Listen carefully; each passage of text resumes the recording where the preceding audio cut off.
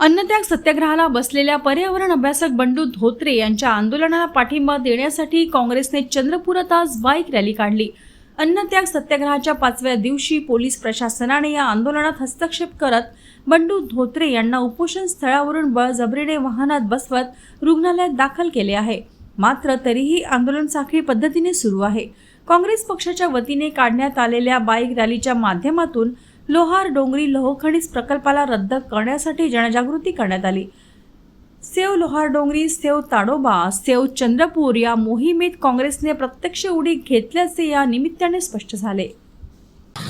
लोहार डोंगरी प्रकल्प जो चंद्रपुरामध्ये होऊ घातलेला आहे, ज्याची परमिशन या बीजेपी सरकारने दिलेली आहे, त्याच्या विरोधात बंडूभाऊ धोत्रे इकोप्रोचे अध्यक्ष हे अन्नत्याग आंदोलनासाठी आंदोलन बसलेले आहे।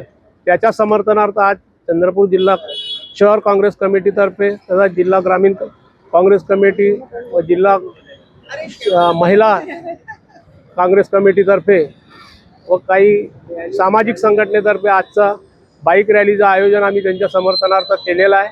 आणि ही बाईक रॅली पूर्ण शहरात फिरून आम्ही लोकांमध्ये जनजागृती निर्माण करण्याचा प्रयत्न करणार।